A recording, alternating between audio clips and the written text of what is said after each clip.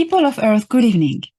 In times of great changes, my mission is to bring you understanding on the current events in this galactic quadrant and how they are influential in Earth's evolution into a new golden era. I am Emissary Elena Danan from Altia. I am delighted to welcome you for the 7th episode of Star Nation News.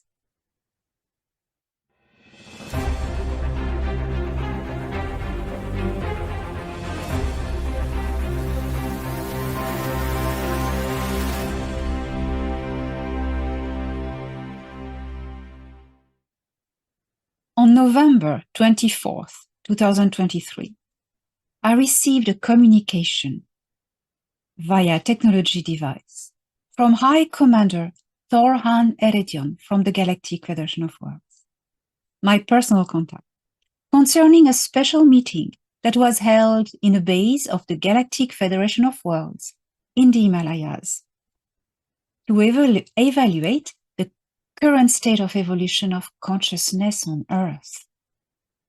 Representatives of inner Earth civilizations attended, together with high-grade personnel from the Earth Alliance, the Galactic Federation of Worlds, and the Intergalactic Confederation. The results were declared very satisfying, and all agreed that if it even surpassed everyone's expectations. It really did. Despite the counteractions from the dark human organizations on Earth attempting to stop or at least interfere or delay the shift of the planetary consciousness into a higher frequency, leading to its liberation, the efforts of the successive waves of envoys working at the awakening of the liberation of Earth humans bore its fruits beautifully. There is now no way back, as it was proclaimed. For the mechanism of evolution has taken back its rights and its natural pace. Earth humans are becoming exponentially more and more aware of their true nature throughout the heroic work of whistleblowers, spiritual human guides, and starseed envoys. As they attune with the frequency of truth and their own frequency, the fog of illusions engineered by organizations working for the demise of humanity is dissolving. Despite the fact that some areas on Earth are more under the influence of chaos and lower vibrations, the overall frequency of the planetary consciousness grid is shifting into a faster and higher rate. More and more each day, humans of Earth awaken and see clear, and by this attunement to higher frequencies of their true selves, they allow the whole planet to shift faster into a higher octave of vibration. The representatives from the main cities of inner Earth stated that in spite of their own higher vibrational nature, the surface of the Earth was torn by dark, lower frequencies, that they had locked the whole planet from evolving globally into a higher density, these dark organizations, for a very long time. Expansion of consciousness is the key to free ourselves from chains and illusions.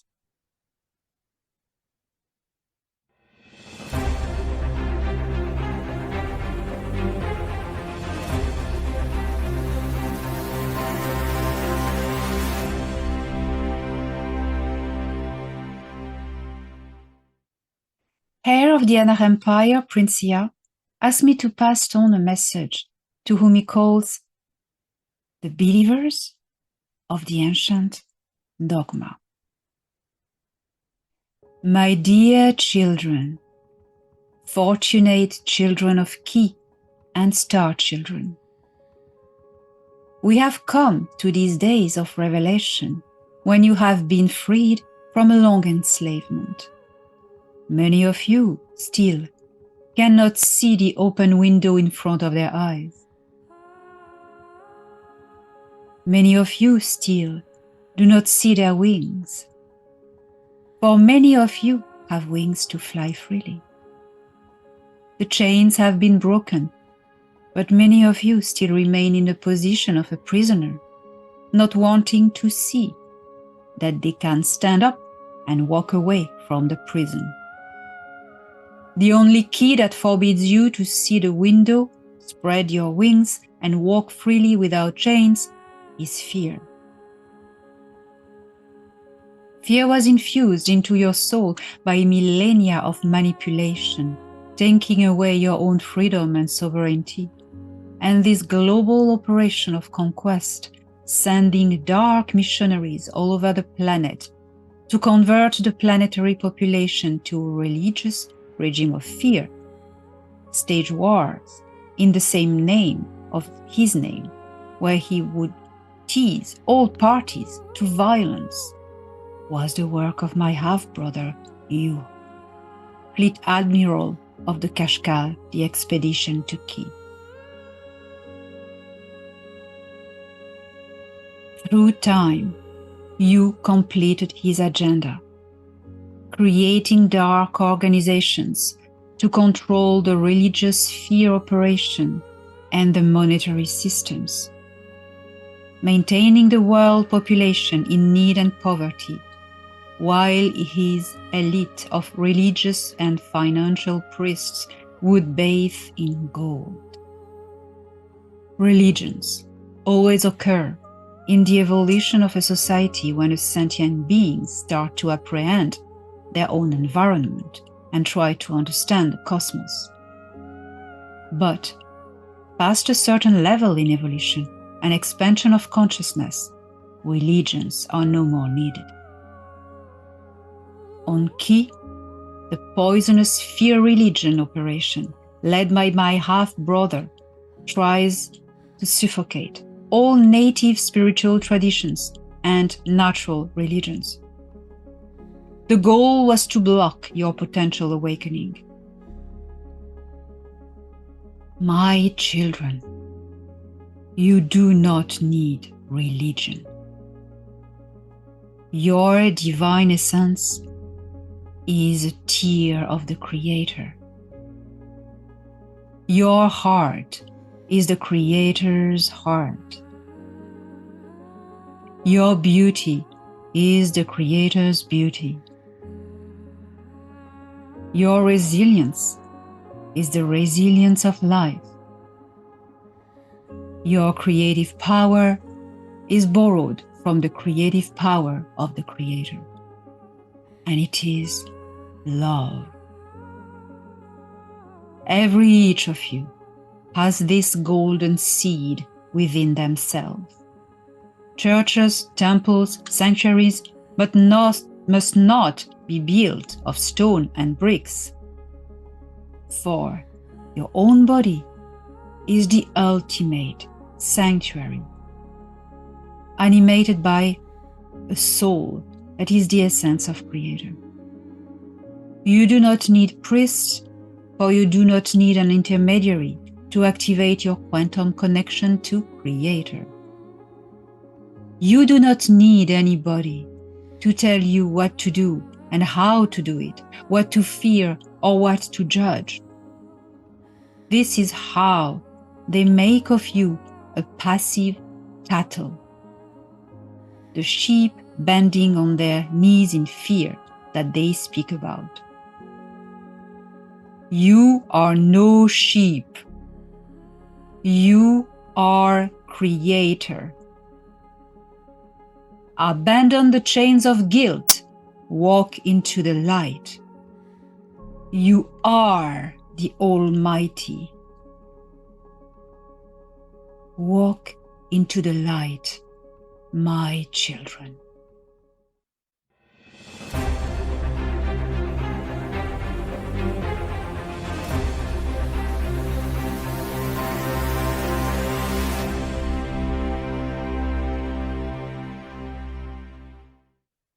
The Mora Triome from NGC 6745 have started making contact with their envoys on Earth as the frequencies are globally rising, and contact is now easier to make.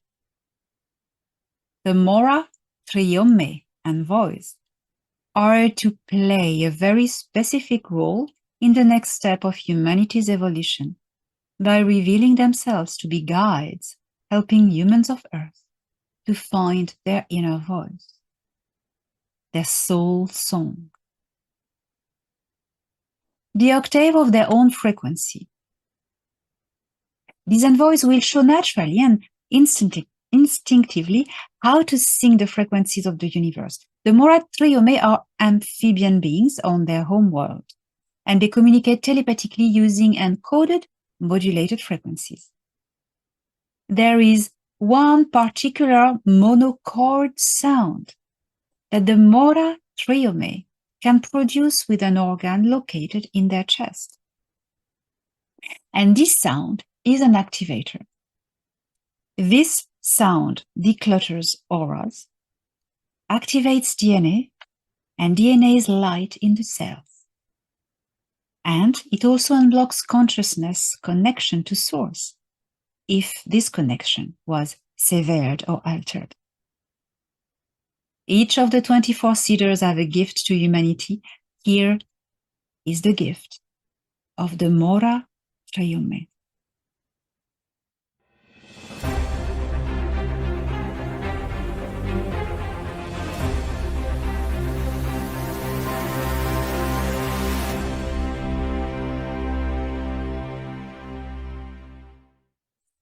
Now, my commentary is about the Himalayan meeting.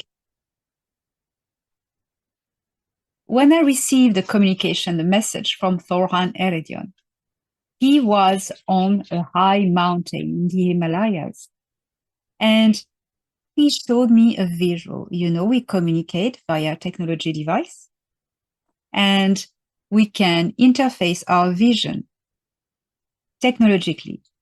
So he showed me the view. He was on the top of a mountain in the Himalayas, and the panorama was exceptional. The sky was purple pink. It was a sunrise or a sunset. I couldn't tell at the time. And I said, "Are you not cold?" Because he was only wearing his environmental suit.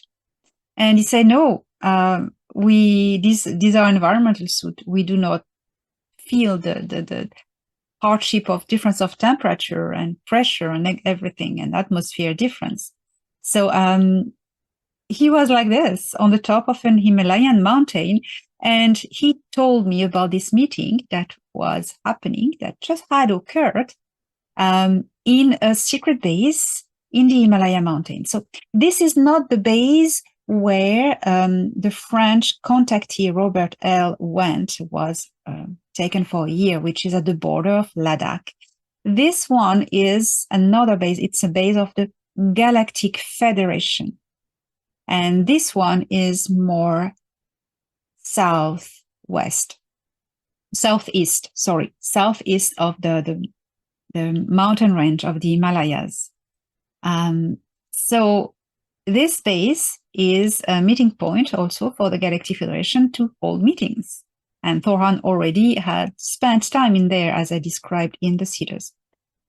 Well, this meeting was extraordinary because it gathered representatives from Inner Earth, and actually Inner Earth kings and queens of their little kingdoms, or big queen kingdoms, depends.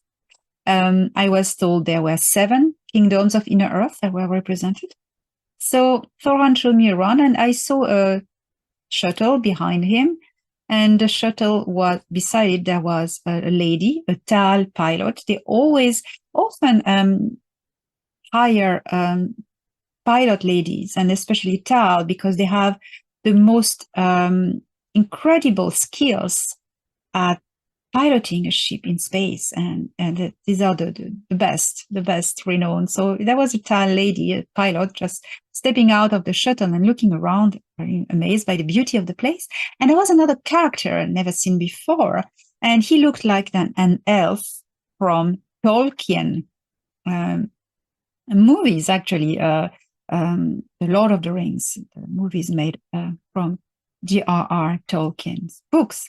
And he looked like an elf, and he was bending behind Thoran to look ahead at me. And I discovered that Thoran was showing him a little device that was showing him on a little screen that was not big like this, very small.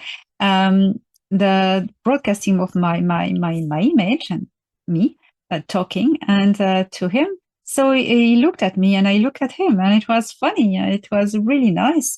This guy had long blonde hair. You imagine the king of the elves from the movies The Hobbit, and you can imagine that type of character, very beautiful. And he had same kind of a tiara pointed on the front and long blonde hair.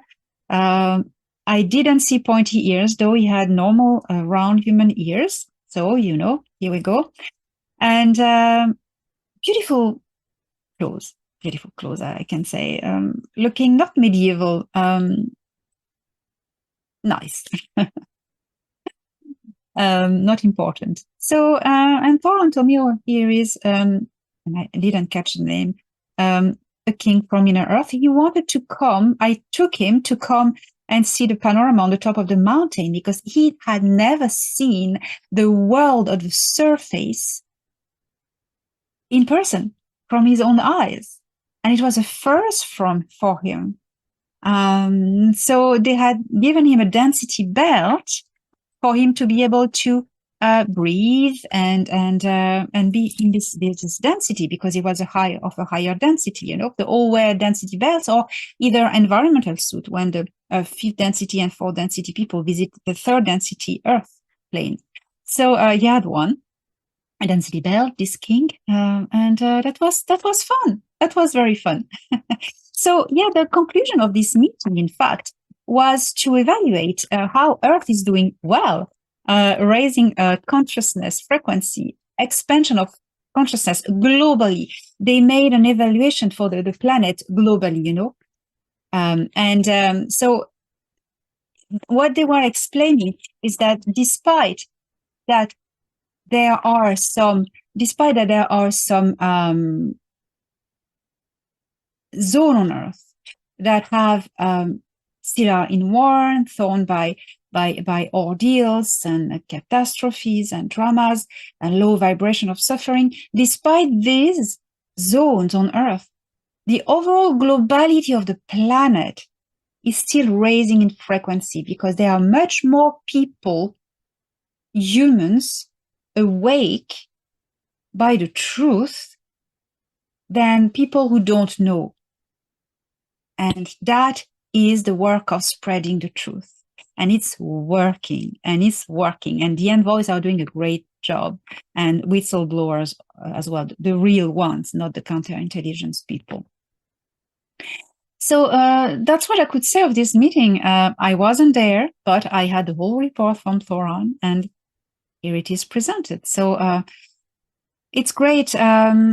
This planet is not only the surface and the galactics among you, it's also all the civilizations that are thriving under the surface in the inner Earth, what we call the inner Earth, all these kingdoms. And they're also as important as you on the surface.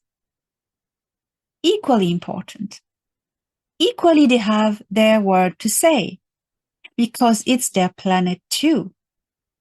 So it was really fascinating to learn about this extraordinary council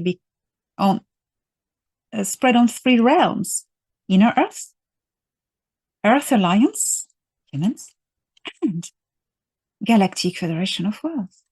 This was extraordinary. And so here are the news. We're doing great. You are doing great. Continue the job. The Earth Alliance, the Intergalactic Confederation, the Federation of Nataru, and the people, the kings and queens of Inner Earth are very proud of you.